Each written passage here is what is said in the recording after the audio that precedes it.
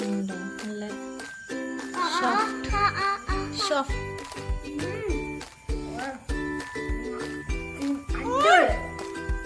സൂപ്പറായി രക്ഷപ്പെട്ടു. ഞാൻ അടിപൊളിയായി ഇഷ്ടപ്പെട്ടു. ഇനിയുണ്ട് പൊളിച്ചു.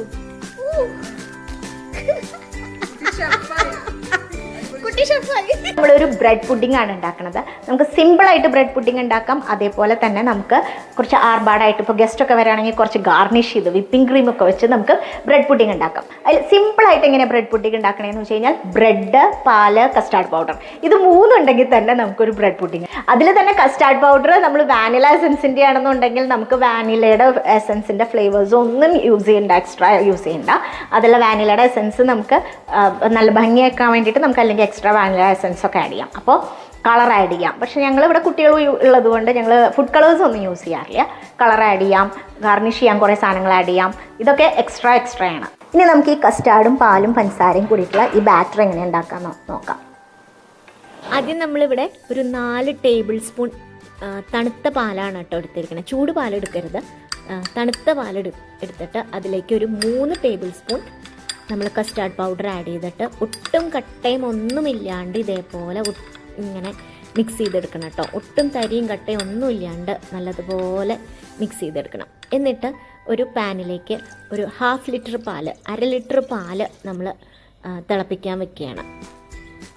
പാലൊന്ന് തിളച്ച് വരുമ്പോൾ തന്നെ നമ്മൾ 1 കപ്പ് പഞ്ചസാര അതിലേക്ക് ആഡ് ചെയ്യുന്നുണ്ട്. അത് മധുരം എത്രത്തോളം എല്ലാവർക്കും ഇഷ്ടമാണോ അതിനനുസരിച്ച് മധുരം ആഡ് ചെയ്യാം കേട്ടോ. പിന്നീട് നമ്മൾ നേരത്തെ കലക്കി വെച്ചിരുന്ന ആ കസ്റ്റാർഡ് പൗഡറും പാലും കൂടിയിട്ടുള്ള ആ മിക്സ് ഇതിലേക്ക് ആഡ് ചെയ്യണം. ഇനി നമ്മൾ ഒരു ലോ ഫ്ലെയിമിൽ വെച്ചിട്ട് നന്നായിട്ട് കുറുകി വരണ വരെ ഇളക്കിക്കൊണ്ടേയിരിക്കണം. ഒട്ടും കട്ടയൊന്നും പിടിക്കാണ്ട് നന്നായിട്ട് ഇളക്കിക്കൊണ്ടിരിക്കണം. കുറച്ച് കഴിയുമ്പോൾ നമുക്ക് ഏകദേശം ഈ ഒരു കൺസിസ്റ്റൻസിയിൽ വരുന്നതാണ്. നോർമലി നമ്മൾ ചെയ്യുമ്പോൾ ഈ കസ്റ്റാർഡും പാലും പഞ്ചസാരയും മാത്രമായിട്ട് ചെയ്യാം. പഞ്ചസാരയ്ക്ക് പകരം മിൽക്ക് മെയ്ഡ് ആഡ് ചെയ്യാം, പിന്നെ കുറച്ച് വാനില എസൻസ് വേണമെങ്കിൽ ആഡ് ചെയ്യാം. അതൊക്കെ ഒരു എക്സ്ട്രയാണ്, നമുക്ക് ടേസ്റ്റ് കൂടാൻ വേണ്ടിയിട്ട് ചെയ്യണതാണ് കേട്ടോ. അത് അല്ല ഒന്നുമില്ല എന്നുണ്ടെങ്കിൽ തന്നെയും പാലും കസ്റ്റാർഡ് പൗഡറും ഈ ഇത് മാത്രമാണെന്നുണ്ടെങ്കിലും ഈ ബാറ്ററിന് നല്ല സ്വാദ് തന്നെയാണ്. വേണമെങ്കിൽ ബ്രെഡ് നമുക്കിങ്ങനെ ചെറിയ ചെറിയ കഷ്ണങ്ങൾ വേണമെങ്കിൽ ആക്കാം. അതല്ല ഇങ്ങനെ മുഴുവനായിട്ട് വെച്ചു എന്ന് വെച്ചാലും കുഴപ്പമില്ല. പക്ഷേ അതിൻ്റെ ബോർഡർ കളയണത് വളരെ നല്ലതായിരിക്കും. അല്ലാച്ചാൽ അത് ടേസ്റ്റ് ഒരു ഇങ്ങനെ സോഫ്റ്റായിട്ട് എല്ലായിടത്തും ഒരേപോലെ ഇതാവില്ല. നമ്മൾ സിമ്പിളായിട്ട് ആഡ് ചെയ്യാൻ പോവുകയാണ് കേട്ടോ. അപ്പോൾ ആദ്യം ഒരു ലെയർ നമ്മൾ ബ്രെഡ് ഇട്ടു. ഇനി അതിൽ നിന്ന് നമ്മൾ കുറച്ച് ബാറ്റർ ഒഴിക്കാം. ലൈറ്റില്ല അപ്പോൾ ഇത് ഈ ബ്രെഡും ഈ ബാറ്ററും തന്നെയാണെങ്കിലും നല്ല സ്വാദാണ് കേട്ടോ.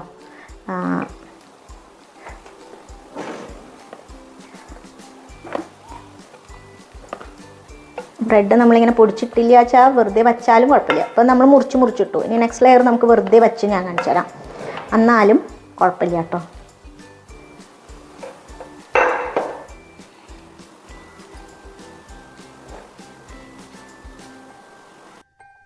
ഇനി ഇതിൻ്റെ മുകളിൽ നമുക്ക് ബാറ്റർ ഒഴിക്കാം കേട്ടോ. ഇനിയിപ്പോൾ നമ്മൾ വിപ്പിംഗ് ക്രീമൊന്നും ഇതിൻ്റെ മുകളിൽ ഒഴിക്കണില്ല, അല്ലെങ്കിൽ ഗാർണിഷൊന്നും ചെയ്യണില്ല.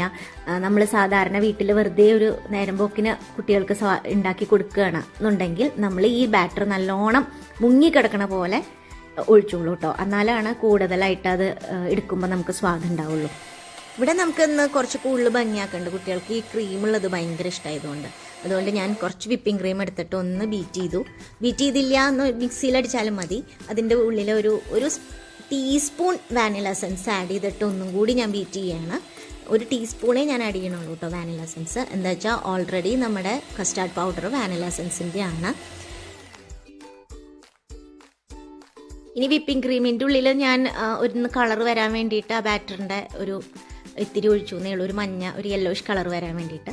അത് നിർബന്ധമൊന്നുമില്ല കേട്ടോ. വെള്ളയായിട്ട് തന്നെ മുകളിൽ കിടക്കണം എന്നുണ്ടെങ്കിൽ വിപ്പിംഗ് ക്രീം അങ്ങനെ തന്നെ വെച്ചാൽ മതി.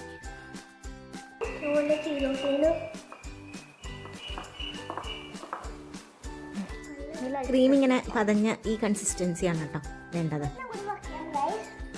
നമ്മൾ വിപ്പിംഗ് ക്രീം ഇതിൻ്റെ മുകളിൽ ആഡ് ചെയ്യണത് കൊണ്ടും പിന്നെ കസ്റ്റാർഡ് പൗഡറിൻ്റെ ആ ഒരു ബാറ്റർ കുറച്ചും കൂടി ബാക്കിയുള്ളത് കൊണ്ട് ഞങ്ങൾ ഒരു ലെയറും കൂടി വയ്ക്കുകയാണ് കേട്ടോ. നിർബന്ധമൊന്നുമില്ല. ഇവിടെ പിന്നെ എത്ര ലെയർ വെച്ചാലും എന്തായാലും ചിലവാകും. ഭയങ്കര ഇഷ്ടമാണ് കുട്ടികൾക്കും വലിയവർക്കൊക്കെ. അതുകൊണ്ട് ഞാൻ ഒരു ലെയറും കൂടി വയ്ക്കണമെന്നേ ഉള്ളൂ. 2 ലെയർ മാത്രം വെച്ചാലും മതിയാവും കേട്ടോ. ഇനി നമ്മൾ വിപ്പിംഗ് ക്രീമും കൂടി ഒഴിക്കുമ്പോൾ ഫുള്ളായിട്ട് ഡിപ്പായിട്ട് നിൽക്കും കേട്ടോ. വിപ്പിംഗ് ക്രീം ഈ ഒരു ടെക്സ്ചറാണ്, ഇങ്ങനെ ഒഴുകി വരണം. നമ്മളൊന്ന് ബീറ്റ് ചെയ്തിട്ടുണ്ട്. ഇത് ബീറ്റർ വെച്ച് ബീറ്റ് ചെയ്യാൻ പറ്റില്ല വെച്ചാലും മിക്സി വെച്ചിട്ടാണെങ്കിലും നമുക്ക് ബീറ്റ് ചെയ്തെടുക്കാം കേട്ടോ.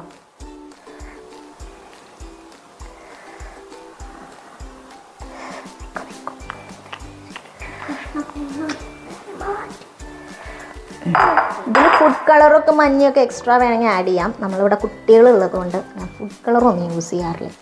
ഇത് തന്നെ അല്ലാണ്ട് കഴിച്ചാൽ തന്നെ നല്ല സ്വാദായതുകൊണ്ട്.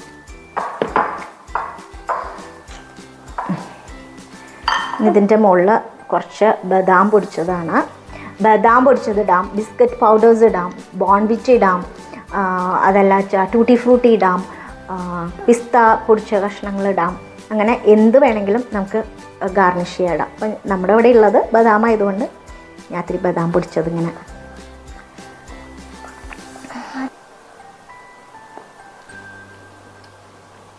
ഒരു 2 മണിക്കൂറൊക്കെ നമ്മൾ ഫ്രീസറിൽ വെച്ച് കഴിഞ്ഞാൽ അത് സെറ്റായിട്ട് കിട്ടും കേട്ടോ. കുട്ടികൾക്ക് ഭയങ്കര ധൃതിയാണ്. ആയില്ലേ ചോദിച്ച് എത്രയും പെട്ടെന്ന് ഇടിപ്പിക്കലാണ് കേട്ടോ.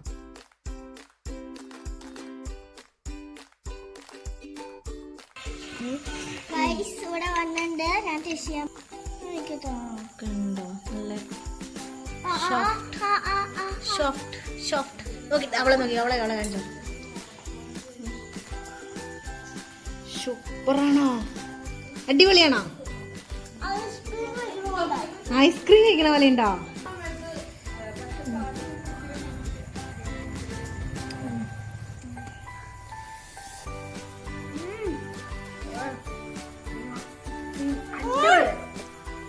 സൂപ്പറായി, രക്ഷപ്പെട്ടു. മിനി ബാ, അടിപൊളിയായി, ഇഷ്ടപ്പെട്ടു. ഇനിയുണ്ട് പൊളിച്ചു. കുട്ടി ഷെഫായി.